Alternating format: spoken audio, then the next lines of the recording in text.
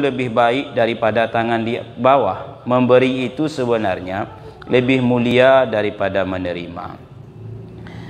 Tapi kaya tidak ukuran sebuah kemuliaan. Sebab di dalam Al-Quran pun ada kisah orang yang kaya ternyata tak dimuliakan Allah. Namanya Qarun.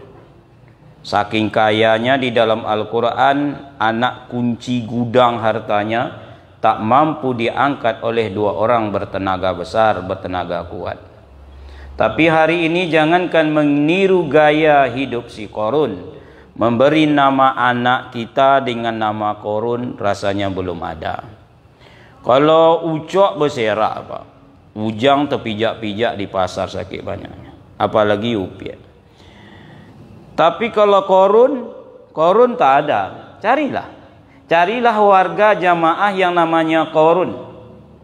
Kenapa demikian? Seakan Allah ajarkan kepada wa, inilah tokoh manusia yang dulu mencari kemuliaan hidup karena kayanya. Maka sampai saat ini tak ada yang nama Qarun itu. Kalau Kirun ada Pak, pelawak di Jawa Timur sana. Kalau Harun nama Nabi. Ada orang mengukur kemuliaan karena jabatan atau kedudukannya. Jabatan penting, tapi ia sebuah amanah. Makin tinggi jabatan, makin besar amanah, makin besar tanggung jawabnya. Orang yang paling tinggi jabatannya dulu dalam kisah di dalam Al-Quran namanya Fir'aun. Sampai mengatakan saya Tuhan yang maha tinggi. Saking tingginya kekuasaan. Menganggap dirinya sebagai Tuhan. Tapi hari ini sama dengan Qarun tadi, usahakan nama anak lagi Pak. Nama menantu yang datang ke rumah kita pun tak rela wak namanya Fir'aun. Ada ndak bapak ibu senang mendapatkan menantu tapi nama anak menantu itu Fir'aun? Siapa nama kau Yuang? Fir'aun bo, togak bulu kudu awak dibuatnya Pak. Lebih senang awak dengan nama-nama yang lain rasanya. Walaupun pakai Pratama, Fir'aun Pratama bu umpamanya. Tak enak dengar Fir'aun itu. Allah ajarkan kepada awak bahwa kemuliaan tidak tergantung kepada kedudukan. Ada yang mengatakan lagi bahwa kemuliaan itu sejauh mana ilmu yang dimilikinya. S2, S3, S4 dan selanjutnya dan seterusnya. Adapun orang yang merasa mulia karena ilmunya dalam Al-Quran namanya Samiri. 40 hari ditinggalkan Musa baru si Samiri yang pintar orang Yahudi ini sudah bisa menciptakan Tuhan baru. Dikalahkannya Tuhan Musa itu, dibuatnya Tuhan baru. Sehingga umat Nabi Musa menyembah anak sapi. Buatan asli Samiri gitu Pak. Tapi akhirnya Samiri pun ditenggelamkan oleh Allah. Itu konon kabarnya menurut Muhammad Isa Daud dalam buku Segitiga Bermudanya. Orang Yahudi yang pintar-pintar banyak berdomisili di Amerika sana. Maka untuk mengenang pamannya yang pintar itu dibuatlah negeri itu, digelarlah dengan nama negeri Paman Sam. Rupanya pakcik orang itu rupanya si Samiri. Paman Sam. Pernah dengar negeri Paman Sam? Diambil dari kata-kata Samiri. Kaum muslimin yang berbahagia, lalu mana ukuran kemuliaan manusia ini? Allah jelaskan di dalam surat Al-Baqarah. Surat Al-Baqarah ayat yang ke-112. A'udzubillahi minasyaitonirrajim. Surat Ali Imran ayat ke-112. Duribat alaihimu zillatu aina ma thuqifu illa bihabli minallah wa habli minan nas. Dimanapun manusia itu berada, nak di kota, di desa, di lembah, di gunung, di sungai, di ngaran, siapapun orangnya, laki-laki, perempuan, tua, muda, akan mengalami kehinaan, kata Allah. Kerendahan. Kecuali orang yang mampu menjaga dua hubungan ini. Jadi kalau nak mulia, jaga saja dua ini, insya Allah mulia Pak. Yang pertama, orang yang mampu menjaga hubungan baiknya dengan Allah. Yang kedua, orang yang selalu menjaga hubungan baik dengan sesama manusia. Dua itunya Pak. Nak kayu awak, nak miskin, nak tinggi jabatan atau ndak punya jabatan, nak berilmu atau tidak berilmu, tapi kalau mampu awak menjaga dua hubungan ini, insya Allah mulia. Elok kepada Allah, elok kepada manusia, siapapun orangnya. Itu makanya tipe-tipe para sahabat itu beda-beda. Ada sahabat kaya raya, Pak Abdurrahman bin Auf. Ada sahabat miskin, Bilal bin Rabah. Ada sahabat tampan, Salman Al-Farisi. Ada sahabat kuat, Umar ibnu Khattab, Hamzah, dan lain sebagainya. Tapi mereka semuanya generasi terbaik dengan berbeda tipe-tipenya. Kenapa demikian? Mereka seragam dengan dua masalah ini.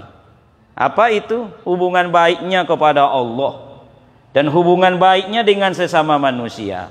Maka kalau demikian, kalau ingin menjadi manusia yang mulia, tak mesti awak bertungkus lumus jadi orang kaya dulu, jadi pejabat tinggi pula dulu jadi mulia, jadi orang berilmu S1 S2 pula dulu baru mulia. Enggak ada Pak. Siapapun, yang penting elok hubungan awak kepada Allah, kata Allah. Hubungan kepada Allah ini kan tampak tak kala awak disuruh melaksanakan perintah, dan juga akan tampak tak kala awak disuruh menjauhi yang dilarang. Tampak itu. Baik ndak awak sama Allah, pada waktu itulah ditengok oleh Allah. Elok ndak? Tak kala awak disuruh melaksanakan solat umpamanya. Di situ awak akan dinilai itu. Apakah elok atau tidak? Kalau elok, Allah balas dengan yang lebih elok, Pak. Umpamanya solat, qad aflahal mu'minun allazina hum fi solatihim khashi'un. Beruntung orang mukmin. Siapa mereka? Yang khusyuk, yang fokus, yang tumakninah, yang teratur, yang tertib, yang tenang dalam melaksanakan solatnya, yang elok. Surga yang diberikan surga paling tinggi, surga Firdaus. Ulaika humul warithun allazina yarisunal firdaus hum fiha khalidun. Elok kepada Allah itu balasannya.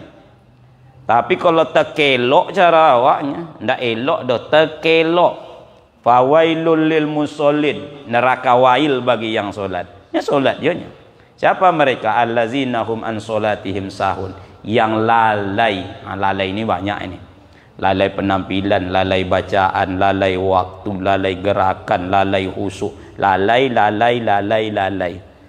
Tak eloknya kepada Allah, malah diancam dengan neraka. Maka tak kala dihadapkan dengan sebuah perintah, berusahalah awak sungguh-sungguh. Dan tak kala dihadapkan dengan larangan, jauhilah sejauh-jauhnya. Nah, apa beda perjuangan ini? Rasul menjelaskan bahwa yang paling berat itu sebenarnya bukan melaksanakan perintah, bahwa kemuliaan awak itu tampak tak kala dihadapkan kemampuan menjauhi dan dilarang. Itu yang paling berat. Sebab kalau perintah ini, Bapak Ibu yang kami muliakan, rata-rata awak sanggup mengerjakannya karena ada tolak angsur dalam perintah ini. Kerjakan semampu kamu. Solat disuruh berdiri. Tak sanggup boleh duduk. Tak sanggup Pak Ustaz, boleh berbaring. Yang tak boleh berguling-guling. Itu tak boleh. Puasa di bulan Ramadan, kalau sakit atau sedang dalam perjalanan, boleh diganti di hari lain. Ada tolak angsur. Sedekah yang paling afdal itu kalau sama-sama ikhlas, yang paling besar jumlahnya. Makanya yang sedekah 50.000 dengan yang sedekah 5.000 tak sama tuh Pak. Apalagi yang sedekah dengan 500 perak, jauh beda pahalanya. Asalkan sama-sama ikhlas. Tapi kalau tak mampu 50 kan boleh 10, boleh 5.000, boleh 2.000, 1.000 pun boleh. Ada tolak angsur, ada tawar menawar. Rata-rata awak sanggup. Tapi kalau menjauhi yang dilarang, tidak ada tawar menawar dah Pak. Pak Ustadz, meminum minuman keras boleh? Tak boleh. Setengah gelas untuk menghangat-hangatkan badan? Tak boleh. Sesendok untuk obat sesak napas? Tak boleh. Menggunjing orang boleh Pak Ustadz? Mana pula boleh? Tak boleh. Berbisik-bisik boleh enggak? Lah tahu enggak ceritanya. Boleh enggak? Enggak boleh. Disitulah awak banyak gagalnya kadang Pak. Sanggup melaksanakan perintah, tak sanggup menjauhi yang dilarang. Nah, ini hubungan kepada Allah. Sedikit lagi kita tambah, yaitu hubungan dengan sesama manusia. Hubungan sesama manusia ini bisa dijaga dengan dua juga. Yang pertama silaturahmi, yang kedua saling maaf-memaafkan. Kalau itu terjaga, insya Allah silaturahmi, saling kunjung mengunjungi, datang mendatangi, kunjungan kegembiraan, tahniah, kunjungan kedukaan, takziah. Dalam dua kunjungan tersebut pasti ada salah. Lalu muncullah yang nomor dua, fa'fu wasfahu, saling maaf memaafkan. Makanya Rasul mengatakan, setelah awak jumpa silaturahmi, berjumpa dengan orang lain, elok awak bersalaman, supaya gugur dosa silaturahmi yang tak benar tuh. Ada umpamanya tadi perkataan, ucapan, sikap, hati, mata dan lain segala macam yang menyebabkan orang tersinggung, maka awak bersilaturahmi. Ma min muslimaini yaltaqiyani wa yatasafahani illa ghufira lahuma qabla ayyaftariqa. Tidaklah dua orang muslim itu berjumpa, kata Rasul, lalu mereka bersalaman, akan gugurlah dosa keduanya sebelum mereka itu menarik tangannya, memisahkan dirinya. Jadi selalu sahabat itu elok, berjumpanya elok, berpisahnya elok. Awak kadang salam kepada orang lain, kau tu jumpa saja, Assalamualaikum, waalaikumsalam. Padahal berpisahnya pun salam juga. Assalamualaikum, waalaikumsalam. Bahkan boleh berkirim salam. Ya Aisyah, sesungguhnya Jibril mengirimkan salam kepadamu. Kata Aisyah, wa alaihi salam wa rahmatullah wa barakatuh. Nah, kaum muslimin yang berbahagia, jadi kalau dua ini kita jaga, hubungan kita kepada Allah elok, hubungan kepada sesama manusia kita isi dengan silaturahmi. Kalau ada lalu saling maaf memaafkan, insya Allah lah awak termasuk orang yang dimuliakan oleh Allah, karena itu yang disebut oleh Allah. Bila seseorang, kata Rasul, sudah dimuliakan oleh Allah, berkumpul masyarakat satu negeri, bahkan satu negara, ingin menghinakan orang itu, tidak akan kunjung terhina. Sebaliknya, kata Rasul, berkumpul masyarakat satu negeri, bahkan satu negara, ingin memuliakan orang itu, tapi orang itu tidak dimuliakan oleh Allah, tidak akan kunjung mulia. Hadis diriwayatkan oleh At-Tirmizi, dipandang hasan oleh ulama hadis. Lebih dan kurang mohon maaf. Subhanaka Allahumma wa bihamdika, asyhadu an la ilaha illa anta, astaghfiruka wa atubu ilaik. Assalamualaikum warahmatullahi wabarakatuh.